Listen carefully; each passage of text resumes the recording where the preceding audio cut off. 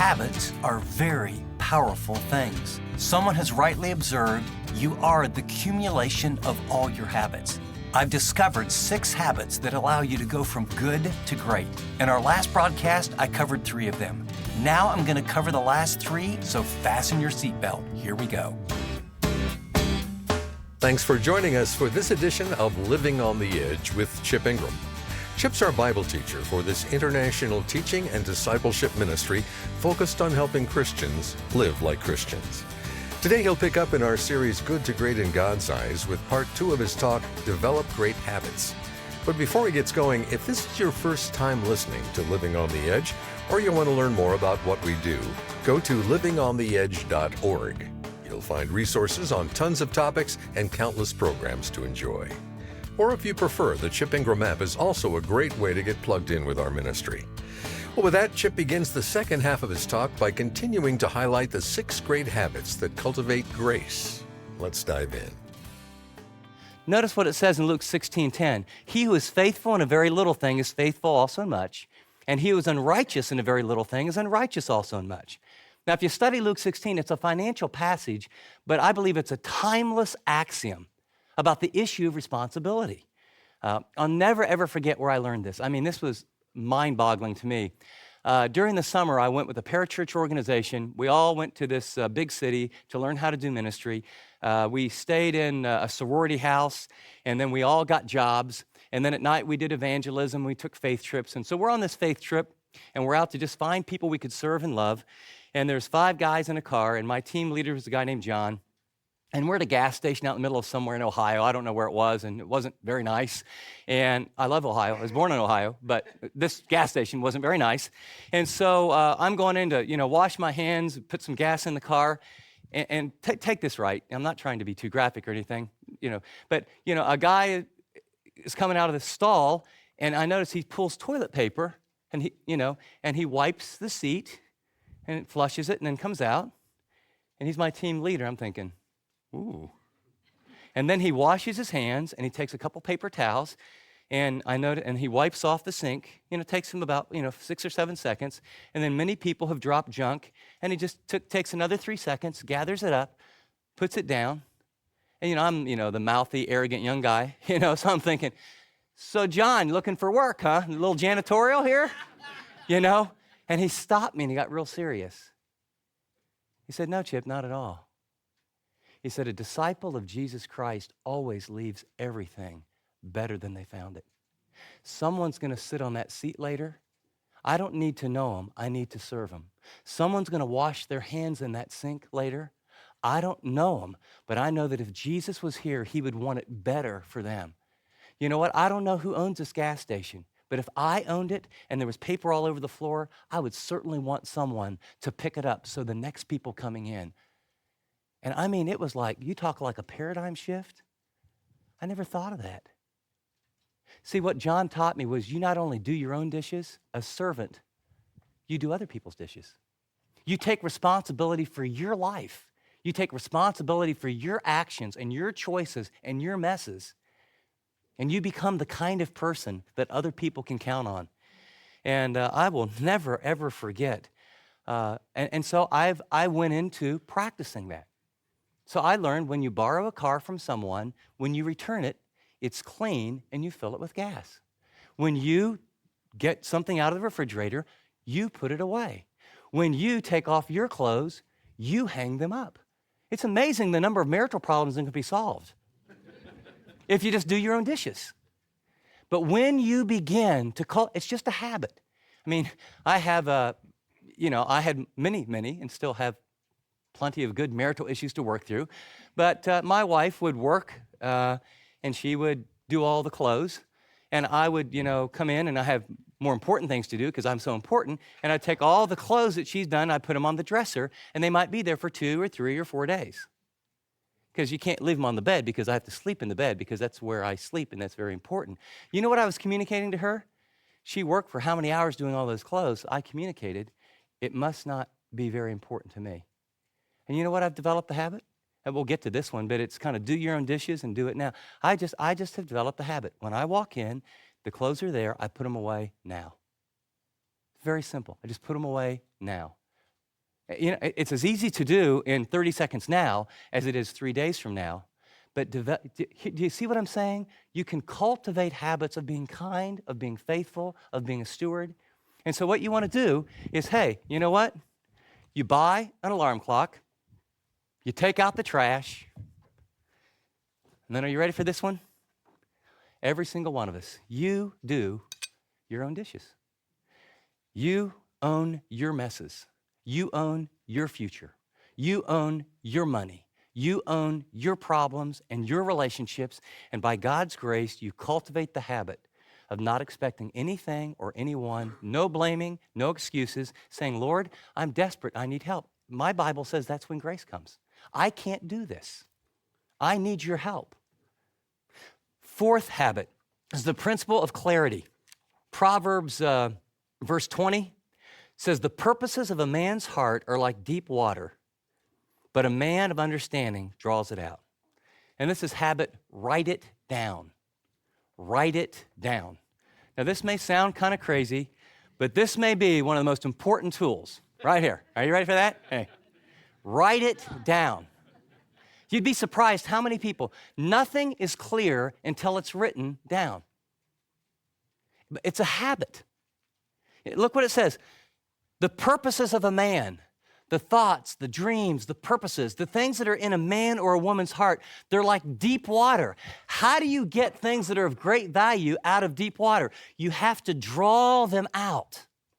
How do you know in this complex world whether you said your kid to this school or that school?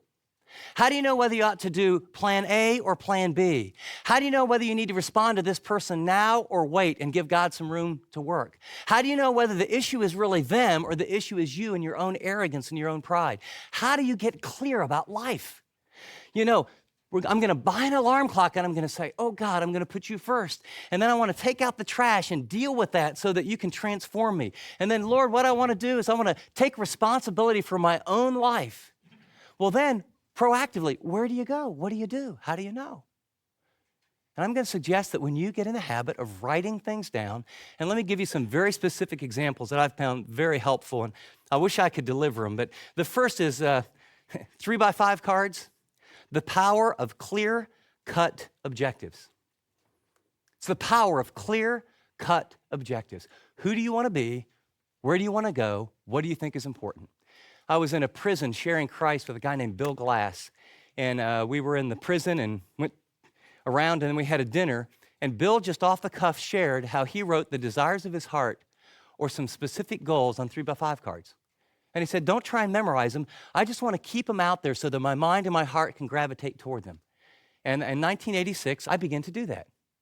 And I thought, I want to write things down that I know for sure I want. So I wrote on a card, I want to be a man of God and walk before God in integrity all the days of my life. I would like to love Teresa in a way that makes sense to her each day in some specific way.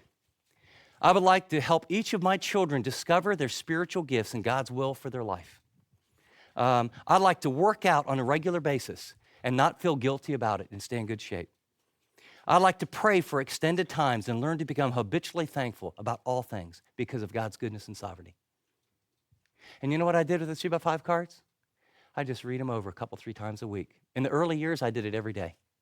I didn't try and memorize them. I didn't try and work something up. But you know something? It got clear. This is who I want to be. This is where I want to go. This is what I want to do. Here's the kind of man I want to be, the kind of husband I want to be, the kind of father I want to be, the kind of person I want to be. And if you write it down, you will unconsciously gravitate. How many of you have gone out and looked for a car before and decided that you decide on a model? I'm going to get a Jeep, or I'm going to get one of those new Volkswagen types, whatever it is. But the moment you decide that that's the kind of car you're going to look for, what begins to happen on the road? They're everywhere, right? Guess what? They've been there. When you begin to write down what you really want, your mind and God's Spirit will begin to move and gravitate you toward those goals. The second power of writing it down is, and I hate these. I'm a very spontaneous, undisciplined person by nature, and the calendar is the freedom of structure. And what I mean by that is that what I understand why I need a calendar, and I don't think the method is all that important, but I know that I really want to do, just my heart of hearts, I want to do whatever I want to do whenever I want to do it. And so I don't like writing things down because then I feel hemmed in. Anybody else feel like that? Now, some of you don't. Some of you just love, you put color-coded and, tomorrow at 11:11, I'm going to brush my teeth, and 11:14, and you write those down so you can check them off. Different personalities. It's good. But the freedom of a calendar is, what I began to do is I took these cards and I said to myself, okay, you know what? I've been living a long time with the to-do list. And then, I had this amazing aha moment. I never get my to-do list done. Do you? I mean, you just keep adding to it. It goes longer, longer, longer, longer. And then I thought, well, let's see. Do I want to be a doer or a beer? What's more important? Is it the be attitudes or the do attitudes? And you know what I did? It's so simple. Is I transformed. Do I make a to-do list? Yeah, I'll talk about it. But I write it down. But I took the goals that I knew were God's will, and I put them in my calendar first. Okay, so you want to have a good marriage? Okay. I wrote down, meet with Teresa every Friday on my day off for 3 hours. You want to have a good relationship? I want to be this kind of dad? Okay, I wrote in my calendar time with my kids. You want to work out and stay in shape? I wrote in my calendar. Before I wrote my to-do list, I wrote my to-be list. And I put my to-bes in my calendar. And I decided, with a lot of struggle, they were just as important as all these important meetings and phone calls and urgent things that are so important today, and then 3 months later, I can't even figure out what they were. And if you will put your to-bes, who do you want to be? You want to be a woman of God? You want to be this kind of single person, this kind of mother, this kind of ministry? And you write in the structure, and then I write a to-do list, and I do as many of the to-dos, and I prioritize them as best I can. And I still don't get done. But you know what's neat? For 20-some years, I've been working out 3 or 4 times a week. For 28 years, I've been having a date with my wife. Now, I'm not going to tell you that we had 3 dates and this wonderful relationship. But because it's been built in as a habit, guess what's happened in 28 years of having 3 and 4 hours alone together where you really process life? It's built a really good relationship. It was like taking a string and putting it through that pearl. And little by little by little. See, the problem with habits is you never reap in the same season that you sow. And so what we tend to do is we want the quick fix. And that works both ways, You put some junk in your mind, in your life, and you wake up 5 or 7 years later and you begin to reap what you were sowing, and it's painful. Or you meet and put some good things in, and sometimes I haven't seen the fruit of some things for 5, 10 years, but I'm very, very grateful. And the final is a to-do list. The calendars are the freedom of structure. The to-do list for me is the necessity of focus. And I don't know how you live without it, but so this is my journal because I kind of put it all together, and I just make my to-do list. And at the beginning of every week, I write in my knowns, then I write my to-dos, and then I put stars by the ones that are going to have the greatest impact that I know I really want to do, and then I put stars next to the ones that, I'm going to get in big trouble if I don't get done. And, then I prioritize them, and I write out and ask God for help. And then the final thing in terms of writing it down is journaling, and this is the need for reflection. When you begin to write things down, you get clear. You get structure that produces freedom. It gives focus about what you're going to do. And then you need to write out your dreams and your thoughts and your fears. If I pray that no one ever reads any of my journals ever, at least like 50 years after I die. Because people would be just, how many times are you going to start your journal with, Lord, I'm really tired today. I feel really overwhelmed. I don't know how I'm going to do it. I get 6 things on my mind, and I can tell I must be angry about something, but I don't know what it is. You know how I figure out what it is? I keep writing until he shows me. Lord, I got a dream on my heart. Last night, this thought came to me, and I don't know if you'd ever allow me to do it, but as I think about this, if there's anything you could ever give me as I was sitting around the table with my kids, Lord, would you please? And you begin to reflect. We get so busy doing, going. Clarity.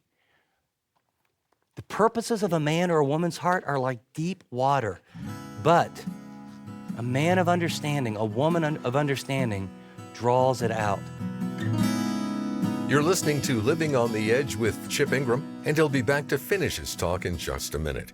But first, if you'd like to learn what it really means to be genuinely great in the eyes of God, join us after the message. Chip will highlight a resource we've developed from this study that'll help you dive deeper into these habits and put them into practice in your everyday life. Stick around to learn more. But for now, here again is Chip. Habit number 5 is do it now. I've never had a coach, and I ran a little track, wasn't very good, so I changed sports. Those other guys were way too fast. But when I ran track, the coach has this thing, and you line up for a race, and everyone gets right like here. Okay, on your mark, now get set. And he's got the stopwatch, and I've never heard him go, later. There's certain things, what you need to understand is, do it now. Notice what it says. This is the principle of inertia. A lot of things don't get done because you never get started. There's a power, tremendous power in getting started with things. Listen to what it says in Proverbs 24, 30-34. I passed by the field of the sluggard. That means the lazy person. That's one of those Bible words. And by the vineyard of the man lacking sense. So he's walking by and he sees the field of a lazy person. And behold, it was completely overgrown with thistles. Its surface was covered with nettles, and its stone was broken down. The stone wall. What are all those things a sign of? Neglect, right? I went by the field of a lazy person, and I can tell no one's done anything here, as evidenced. When I saw it, what did he do? I reflected upon it. I pondered. See, God's going to speak to him from this picture. I looked, and then I received instruction. By the way, God wants to speak to all of us every day, beyond just the Bible. Reflect, receive instruction. And here's his instruction. A little sleep, a little slumber, a little folding of the hands to rest, then your poverty will come as a robber and your want like an armed man. Notice a little. I'm just going to take a little nap. I'll do that later. This is just a little thing. I think I'll watch just a little bit of this game. We'll discipline the kids later. We'll do our bills later. Anything that's hard, anything that's difficult, the great majority of people that walk on this planet end their life filled with good intentions and broken promises. The great majority of people, they intended to be this. They intended to do this. Someday they were going to go here. They were going to invest in their kids this way. They were going to someday, some way, somehow. And you know what? Do it now. Do it now. Stop procrastinating. Attack life. Does that sound crazy? Attack life. Build into the habit of certain things. Do the hard things now. Have the unpleasant conversation now. Do the most difficult, unpleasant, I hate to do it early in the day. The only way I made it through the languages in seminary is I got up at 4 o'clock in the morning, and if I didn't get my Greek done by 7 in the morning, I knew I didn't have it in me. I'm glad I learned all that stuff. But the Hebrew was like chicken scratch backwards, and Greek was like, oh, my lands, and you had 3 years of it. And I'm thinking, I've got a wife, I got 3 kids, I got a job, I got to read all these books, I'm supposed to learn this language. And the only window of time I could, and I get up early, and there was an all-night coffee shop, and I get there about 4:30, and for the next 2.5 hours, I'd study my Greek. And by 8 o'clock, if I had to do one more assignment in the day, it's just not in me. Attack the hardest things first. And then cultivate the habit of doing it now. It as silly as it sounds, it's just a habit. And when you do it in little things, it carries over. My wife had done the laundry. I had my bag. I set down my bag. I took the things. I put it in the drawer. I then went into the closet, opened it up, and I've done it a lot of different ways, is I took off my clothes, and guess what? It takes 7 seconds. I hung up my pants. I took the dirty clothes here. I put them here. It's just a habit. I don't think about it. But you know what happens? You cultivate the habit in little things. Do it now. Because isn't it a different world to come in and have 2 or 3 days of clothes laying on the floor, of having a dresser that has a pile of papers over here, 6 calls to return over here? It's completely demotivating. And I get depressed, right? I get discouraged about it. So when you're depressed and discouraged, what do? Watch TV and eat. That will solve the problem. So then you gain weight you don't want, put stuff in your mind that is more motivating. Then you go look in the mirror and say, I don't like this person that I'm becoming. So what are you going to do? Well, I'll eat some chocolate and watch more TV. I'll go out to eat now. I'll take a vacation. And guess what you're doing? You're creating and developing habit patterns about how you face difficulty, how you face rejection, how you face hurt, how you face disappointment. And you just play out that habit for the next 10, 15, or 20 years, and that is a person you'll become. And it's a small little thing to say. Do I feel like doing it now? See, we're into the feeling. If I did what I felt, I'd never get anything done. Feelings are the caboose, not the engine. Tell you what, you do it now, you make the hard conversation, you take the initiative, guess what? Don't you feel better? Isn't it nice to have a, and this is, now, by the way, those of you a little perfectionistics and obsessive, take this in stride, okay? Some of you got color-coded hangers, all the shirts go the same way. This is a little balance here. Do it now. Finally, turn it off.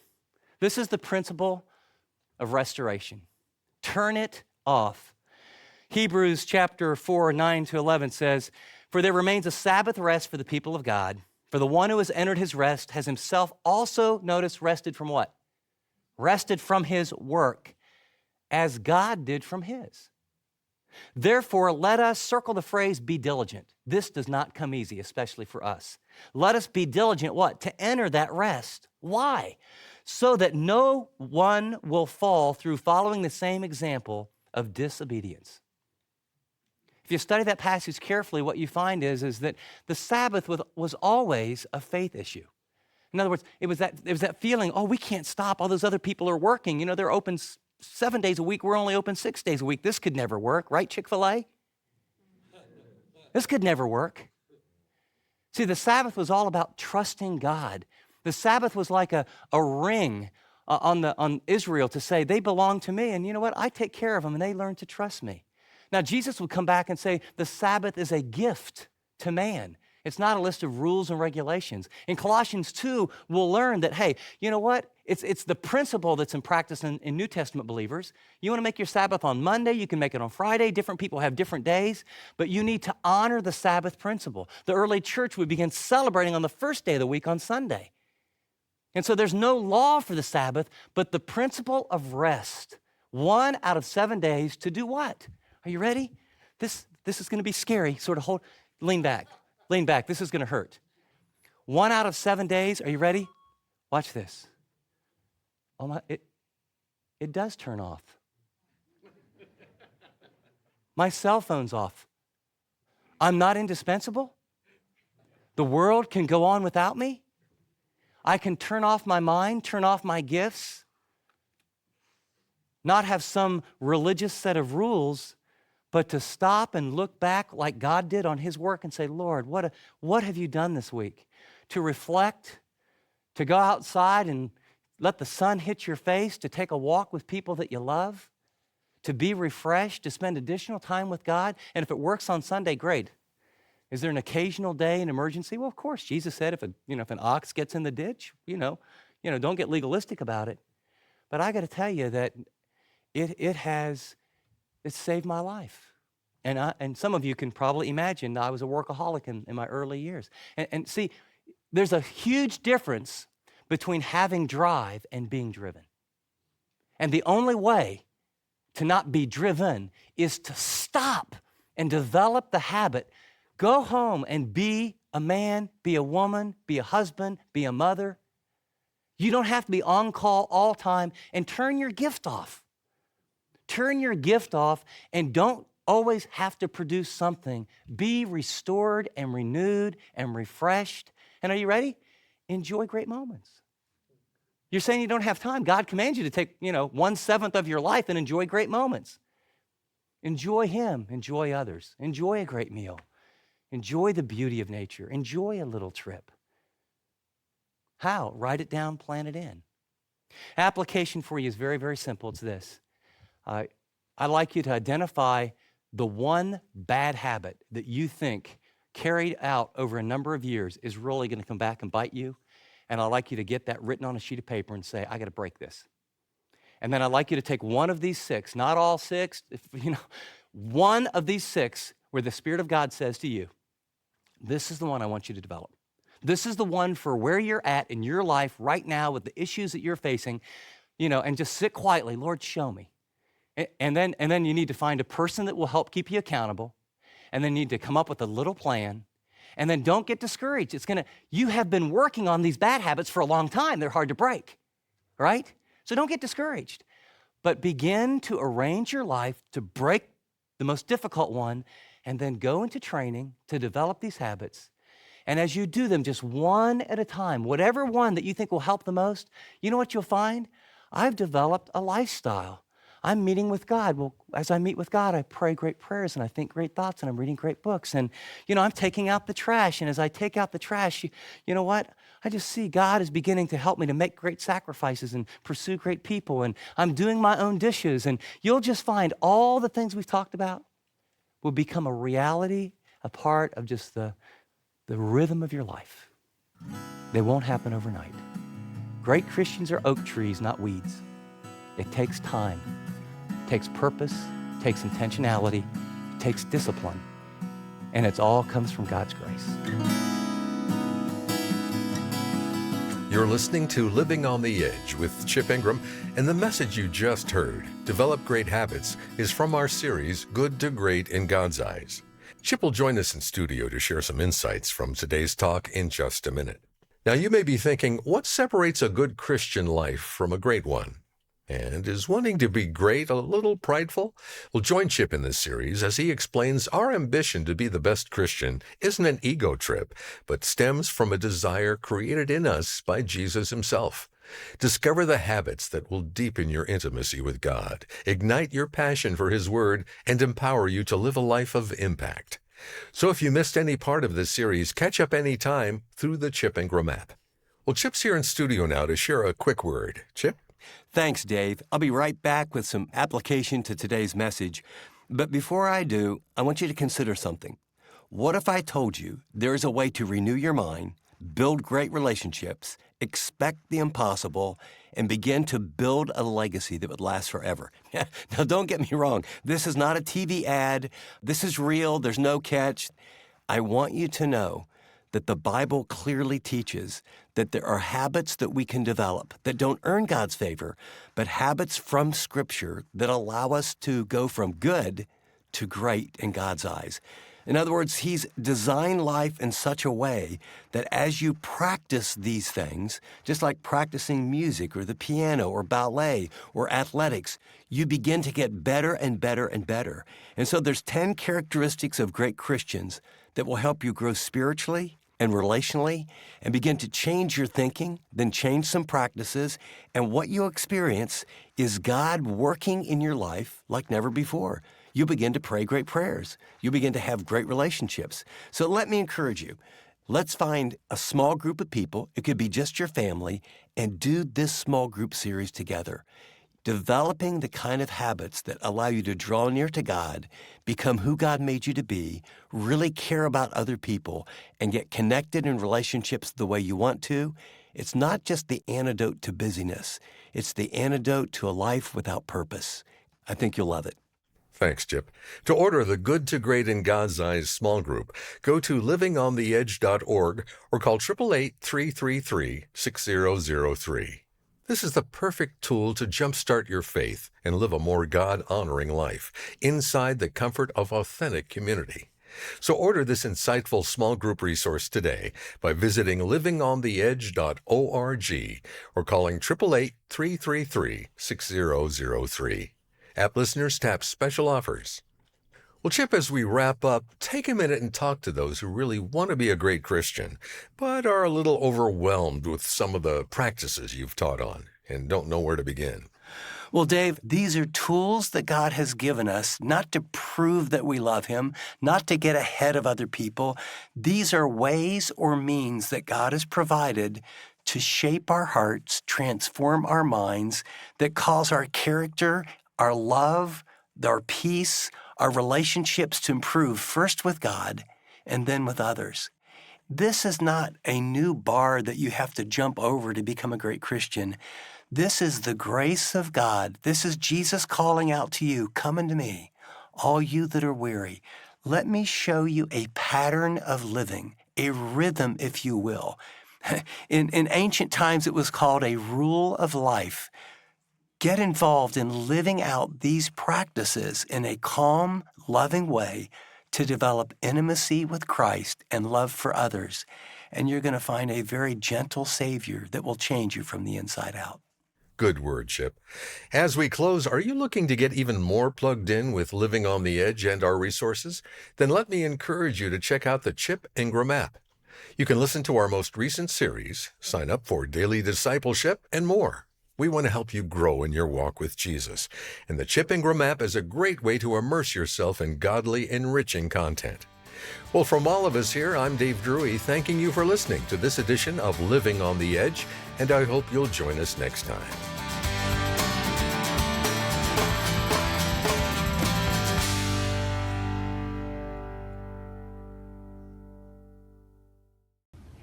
Thanks so much for watching this video.